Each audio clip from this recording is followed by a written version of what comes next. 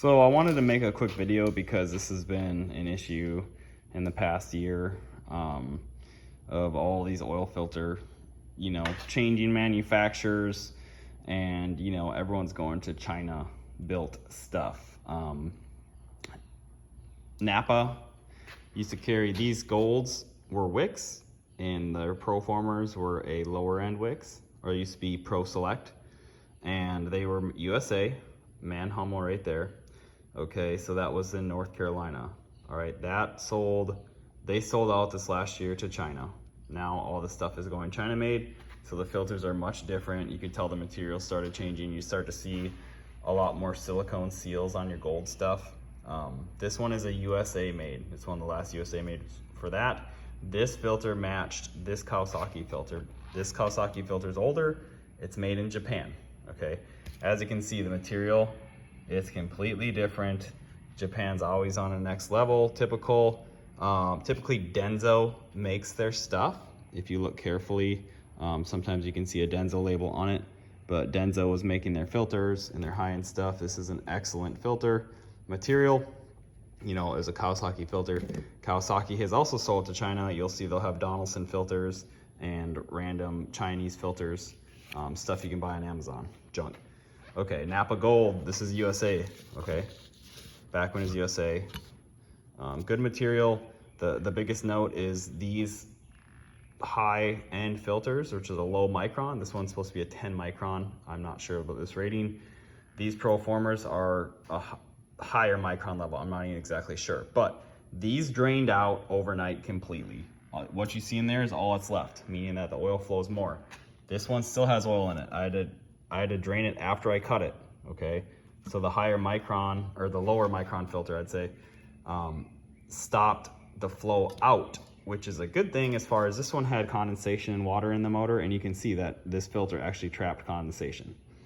That's a great thing, but if you do have things like that in your engine, you gotta think these filters will clog up easier, okay? So a low micron filter will clog easier, which is great, that it's going to filter any particles you have in your engine for engine life, but you can also have a clog and a bypass situation. Now, if you're going to be a filter change every time kind of guy, I would, depending on your situation, a break-in filter, a gold low micron filter will be awesome. It'll catch all the gasket material, particles, low particles, any, tolerance. When you have new engine parts and you have tolerance clearances breaking in, it's gonna catch every fine particle, change it out. If your engine's broken in and you're changing your filter every time just because you want to, you can go for, a filter that's $5 and change it every time. Now, I do note, they have a good metal cage and good glue on these Napa Proformer filters, okay? They're well made for how cheap they are for that situation if you want a cheap filter. I truly think it's your discretion on these. I would not run a Fram. There's tons of stuff about Frams, they're rusty, the glue comes apart, they don't even have a cage built around them, they'll just throw a filter element in there.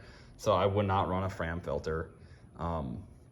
These are made in China now, but they're still decent quality. As you can see, these filters were bought within a month. They're different already, okay? That's stuff to look for. You see the silicone, the more of the silicone one-way flap here. This one is a little bit harder. It's more of an older, rubber that's oil resistant versus a full silicone. So things to look at as you're changing. That if you look inside the filter and you see black, you see red, or a silicone color, oh, this is a little bit different inside, but they still have a good internal filter with good glue and a good solid cage. So that it's not gonna just be bypassing all over the place like a crap filter. And just remember, so if you're a nitpicky guy and you run a gold filter, a low micron, that they claim to be, these are a 10, you would wanna change more often. Just because of the stuff that it can clog in the filter. Me personally, I built a lot of race engines on motorcycles, and the first break-in is the most important oil filter to change on your vehicle or any engine you have. Any tolerance clearances shutting off, You have all the brake and stuff, all the loose gasket material, everything that is going to get in there. That's the most important one. When we used to build the motors, we'd break them in, we'd change the fluid, we'd change the filter, we'd cut the filter open, fan it out, and actually see what's inside there. And then we would, you know, judge it by that. When we would check on them, you know, before it was time to service them, we used to use precaution and cut the filter and check what elements are in the filter to see if, oh, do we have a premature crank failing? Do we have gold shavings? Do we have silver shavings? You know, do we have something coming apart here and there? It was only a precaution. When we started to know what the engines were doing, you change oil so often that you could, you know, every hour we drop oil, and if it was clean oil, you knew that nothing was coming apart in the motor. If the motor was dirtier than normal, the engine oil, you knew maybe like someone fried the clutch. If the clutch had the same oil, certain ones were separate. So you could read, like, is there a bearing going out, is something going out? You could go back and check your filter.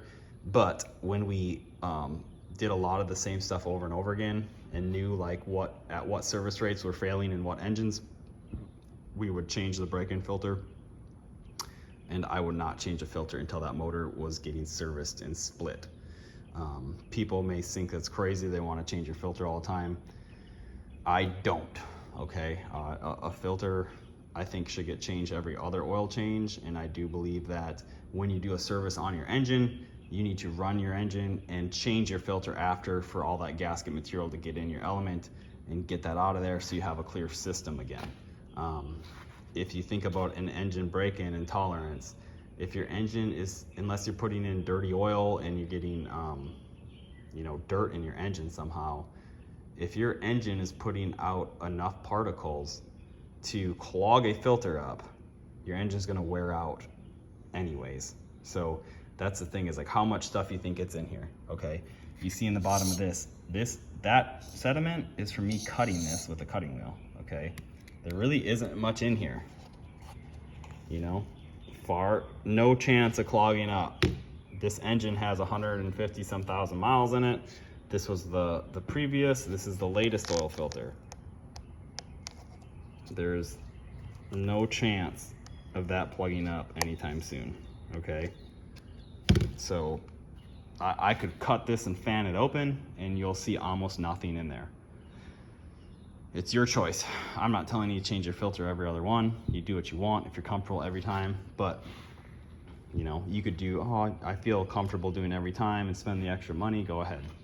If you're like, heck, yeah, I want to save $5-10 on an oil filter and you do it yourself, do it every other one. It's up to you. I don't do every other one, or, you know, I don't do every one. I do it for customers who are worried about it, but I like to tell them, you know, what I've learned building engines and changing them and actually cutting these things apart and really looking at them, and about a money waste. And I do think like you need to understand what filters you're putting in, okay? This is why if you have a service issue in your motor, this one had a water ingestion. Yeah, you know, change the filter, because after you fix that problem, you're gonna have all that crap bound up in your filter. All right, and then your next filter after the service, I would change that again, because there's gonna be some residue left in there. You know, it's fairly common sense if you've worked on engines. If you have a really good running engine and it's got, you know, miles on it and you know it, like, you could get by with not changing it every time. But I don't care what kind of feedback I get and backlash I get. People are just so set in their ways, like, oh, you gotta change your filter every time. Go ahead, change it every time. All right, this is just a video to see what is actually inside some of these oil filters and what to be looking for when they change from a manufacturer from Japan or China. Like, you're getting cheaper from China, obviously, okay? You're not gonna get high quality stuff from China. You know, USA has good quality. Japanese is excellent quality. China is not Japanese. Let's remember that. All right, well, Lord bless you guys. I mean, this is a long video, but I just wanted the people to see what's inside there and what I think about it. I don't even know if I'll put it up because of the people that are gonna just cry about not changing their filter every time. So Lord bless you guys. Feel free to like and subscribe. You can comment anything if you have questions. I can't answer all the questions. I'm just gonna tell you what my experience is, okay? I'm not telling you to do this or not. I just wanna share this and just show you quality inside and what stuff's going to, okay? And have an understanding of what's going inside in a filter. All right, Lord bless you guys.